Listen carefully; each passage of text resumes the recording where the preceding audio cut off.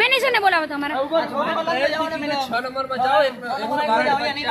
કચ્છના white dessert બાજુના રસ્તે જતા વિરંડિયારા ટોલ પ્લાઝા પાસેથી અમે પસાર થઈએ છીએ. ટોલ ગેટ પાસેથી અમે પસાર થઈએ છીએ અને પસાર થયા છે એની સાથે સાથે જ અમારી પાસેથી અમારી ગાડી નવી હતી અને ફાસ્ટેગ લીધેલું નથી.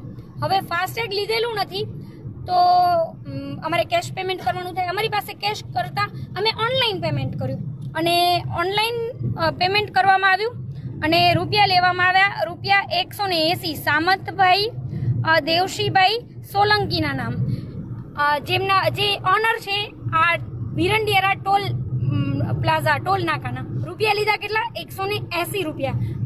ફાસ્ટેગમાં રૂપિયા લેવાય છે 90. પરંતુ એક નિયમ હું સમગ્ર ગુજરાતને જણાવી દઉં કે જ્યારે તમે ઓનલાઈન પેમેન્ટ કરો છો, ફાસ્ટેગ છે કે ફાસ્ટેગ નથી, તો પણ તમારે દોઢું નહીં પરંતુ સવાયું પેમેન્ટ કરવાનું હોય. એટલે વ્યવહારિક રીતે રૂપિયા થાય ₹112.50 અને એમણે લીધા એ ₹180. અમારા હાથમાં જે રિસિપ્ટ છે એ આપી અને એમને એવું હતું કે જેમ એ લોકોનું દર વખતે ચાલી જાય છે એમ ચાલી જશે.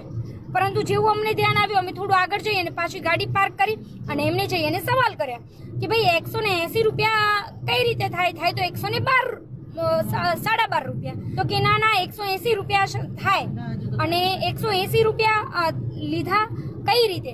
પછી ત્યાં રકજક થઈ અને અમે એમને નિયમો જણાવ્યા કે જ્યારે ફાસ્ટેગ ન હોય છતાં પણ જો અમે ઓનલાઈન પેમેન્ટ કરીએ છીએ તો રૂપિયા તમારાથી સવાયા લેવાય, દોઢા તો પણ ના જ લેવાના હોય.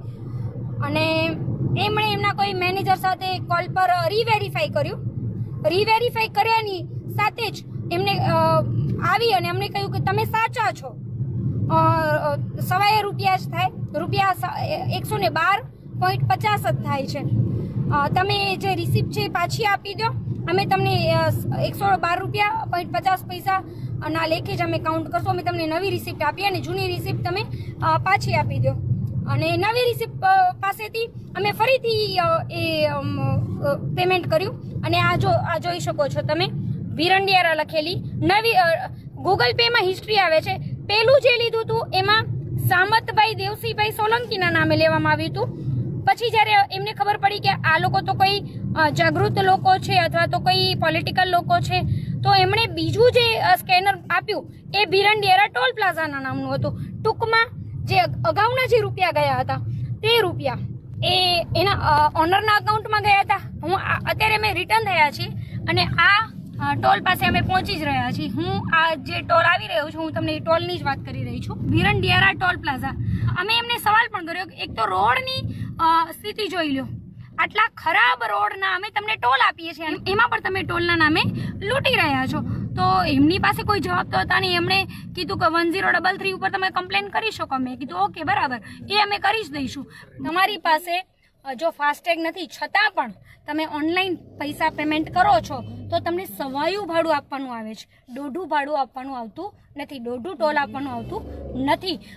અને જો કોઈ તમારા પાસેથી દોઢું ટોલ વસૂલે છે તો એ ઇલીગલ છે. બીજું કે જે ટોલ પ્લાઝા ઉપરથી તમે પસાર થાવ છો તો એ ટોલ પ્લાઝાના વ્યક્તિના નામનું પેમેન્ટ ના હોય, એ વ્યક્તિના નામનું પેમેન્ટ ના હોય. ફાસ્ટેગ નથી ઓનલાઈન કરવાનું છે. ના ફાસ્ટેગ નથી બનેલું.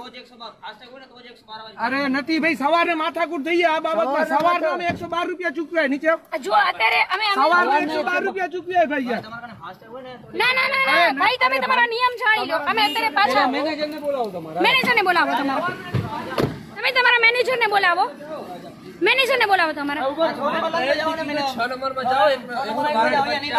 સવારે પણ આ લોકોએ ₹180 લીધેલા હતા ને હવે અત્યારે પણ એ લોકોને નિયમની ખબર નથી. સમગ્ર ગુજરાતને જોવાનું થાય છે કે આ લોકોને નિયમની ખબર નથી. ફરીથી રિટર્નમાં પણ એ લોકો અમને એ જ રાગાલ આપે છે. નિયમ આ લોકોને કેમ કોઈ સમજાવતું નથી. સવારે અમે કીધું હતું કે નિયમ સમજાવો અને સમગ્ર ગુજરાતને કહું છું કે નિયમ સમજાવો, અમને નિયમ સમજાવો. પહેલા તો કે ફાસ્ટેગ હોય કે ન, 1 મિનિટ, ફાસ્ટેગ હોય કે ફાસ્ટેગ ના હોય છતાં પણ તમે ઓનલાઈન પેમેન્ટ કરો છો તો તમારે સવારનું ભાડું જ આપવાનું થાય. તમે વસ્તુ સમજો હા ભાઈ, ના પાડી. નથી પાડી તમે વસ્તુ એમાં બેન તમને શું કીધું હશે 1 નંબર ને 6 નંબર માં ચાલુ ના. વચ્ચે લાઈનમાં ચાલુ ન હોય ના, એમણે એવું કીધું કે તો ફાસ્ટેગ નથી તો તમને 180 રૂપિયા જ આપવા પડશે. લાઈવમાં મોકલું તમને, નિયમ સમજાવો તમે જે લોકોને બેસાડો છો. સવારે પણ અમે એ જ બાબતની કીધું હતું કે તમને નિયમો જાણવા પડશે. અમે પાછા આવીશું. તમને નિયમો જાણી લો. સૌથી પહેલા અહીંયા બેસો છો, નોકરી કરો છો તો કચ્છના જ લોકો લૂંટી રહ્યા છો. શરમ આવી જોઈએ તમને પોતાને.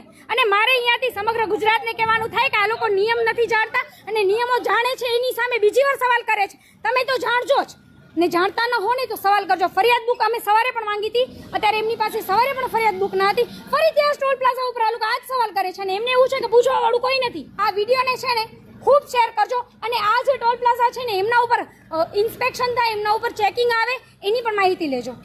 જય હિન્દ.